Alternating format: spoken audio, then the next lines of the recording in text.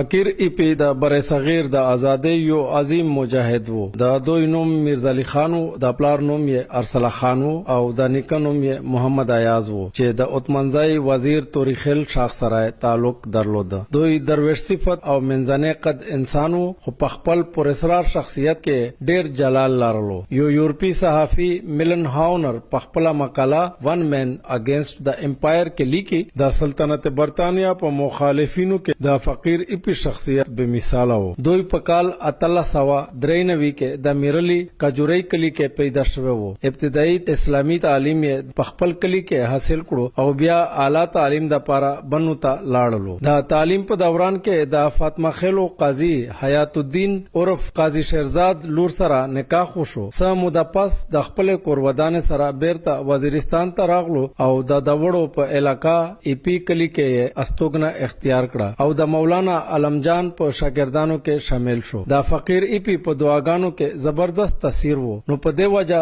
لره ځایونو نه د خلکو راتګ شروع شو. په کال 1928 کې د حج بیت الله فریضه ادا کړه او د سره د دوی د بزرګۍ او فقیرۍ شهرت نور هم زیات شو او میرزا علي خان د ایپی کلی په نسبت ایپی فقیر او یا فقیر ایپی په نوم باندې مشهور شو. په 15 اپریل 1938 کې چې کله په بنو کې رامقورینو مې یو هندو جنې د اسلام بیبي په نوم چې مسلمانه شو او یو بانوسی حلق امیر نور علي شاه سره شرعي نکاح وشو، نو هندوانو د غیرت مسله جوړ کړه او متفقات ور باندې د دې خلاف په عدالت کې مقدمه درج کړه. انګريزانو هم د هندوانو مدد وکړو. اسلام بیبي نابالغه ثابت کړه او خپل پلار ته حواله کړه او پلار په هندستان کې هوشیارپور ته ورسوله. د انګريزانو د دې فیصله خلاف په بنو کې احتجاجي سلسله شروع شوه او په عدالتونو او دفترونو باندې ورونه ولاګول. کله چې حالات د قابونه بهر شول، نو انګريزانو په بنو کې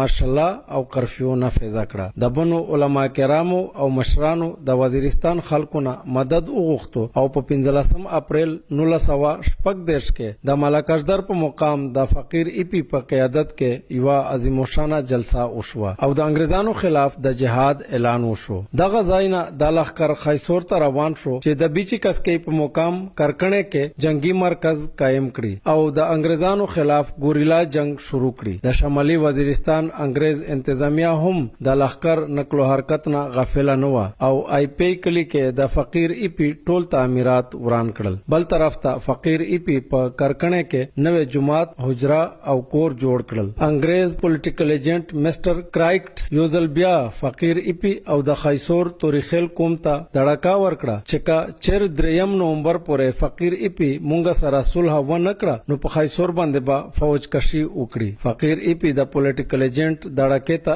اس اهمیت ورنکړو او خیسور ته د انګريزانو راتګ هم چیلنج کړو. انګريزانو د فقیر ایپی گرفتاری د پاره د میجر جنرال کولرج په کمان کې یو بریګیډ فوج میرلی ته راوړو او بل بریګیډ د رزمکنه را روان شو. دواړه بریګیډ په 25 نومبر 1914 کې سحر وختي د خیسور په لور روان شول. بل طرف ته مجاهدین هم د مادي وسایلو نه بنیازه فقط په قوت ایمانی سره د انګريزانو خلاف مورچزن شول چې څنګه د میرلی بریګیډ علمشيري قبرستان سره جوخ تلپکان او رزمک بریګیډ تنګړی ته راورسېدل، نو مجاهدینو ور باندې حمله وکړه او مسلسل 3 ورځې جنگ وشو چې پکې میجر بیسکوم، میجر ویلیام، میجر ټینډال او کیپټن بایډ سره بشمار فوزیان مړه او بشمار ټاپیان شول. د فقیر ایپی د دې جنگ په باره کې بریګیډیر ډبلیو ایچ کونډن په خپل کتاب کې لیکي زمونږ د هغه جنگ په سرحد کې زمونږ د فوج بدترین شکست او لکه چې مخکې ذکر شوی دی چې د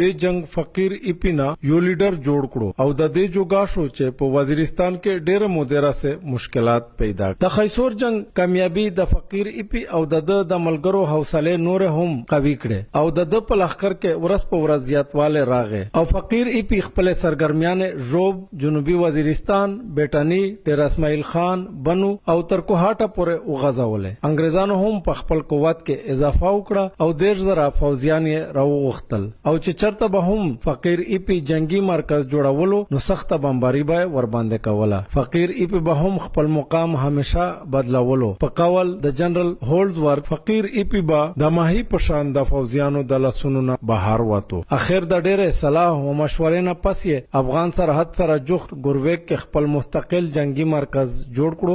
فوزي نقطه نظر سره ګوربیک دومره محفوظ ثابت شو چې انګریزانو خپل بے پناه طاقت استعمال کړو خو ګوربیک کې قبضه نه کړو. میلیون هاولر لیکي چې فقیر ای پی افغان سرحد سره جوخت د ګوربیک په دنګو غرونو کې مشتر او انګریز بیا دا شاهین کله هم د خپل جالینا راونه وست. فقیر ای پی چې دا مرکز جوړولو نه فارغ شو نو د پنجاب او د آدم خیل نه کاریګر راوغختل او د ګوربیک په اوګدو سرنګونو کې د بجلی جنریټر او د خیرات ماشين او د اوسپنې ویل کولو باټي ولګوله او د اصله جوړولو کارخانه جوړ کړه او بیا په دغه اصله باندې د انګریزانو خلاف دومره سخت جنگونه وکړل چې د ازادۍ تاریخ ور باندې نن هم فخر کوي. مارکا ډمډیل، مارکا شورتنګي، مارکا شراونګي، مارکا سوردار، مارکا سروکی، مارکا تپیسر، مارکا شکتوی ټانګي، مارکا درګئی سر، مارکا مچیروغا، مارکا لشکرکوټ، مارکا بویا، مارکا خړه، مارکا کرومګړی، مارکا نبی، مارکا لشکرکوټ، مارکا ژامچین، مارکا پلکیکلی، مارکا مماشخیل، مارکا خونیزوا، مارکا میرخوند او مارکا خماټه د فقیر ای پی قیامت خیز جنگونه وو. په دې جنگونو کې انګریزانو د مجاهدینو سره د الله تعالی د کومک بار ګیلا کړی ده. افیشل هیستوري اف اپریشن ان ان ډبلیو فرنټیر اف انډیا په مطابق کله به مجاهدینو سره د ګرد و غبار او تندرونو زبردست طوفان کومک حاصل وو او کله به نور فطری عواملو د دوی همکاري کوله. فقیر ای پی د دمه مریض وو او د دغه موزي مرض زمونږ نه دغه عظیم لیډر د 15 او 14 اپریل په شپه 1960 کې جدا کړو او د ګوربیک په خپل اداره کې په ډیر درناوي سره خاورو ته وسپارل شو. اسلام په نوم یې د قرباني کړي بیا دا در سره وشوه چې د قوم هم دغه قرباني ورسره کړي د هغه قرباني چې کومه د افغانستان پرې د قبایلې پرې د پښتانه پرې ډېر هغه پرې دغه باندې اخیسته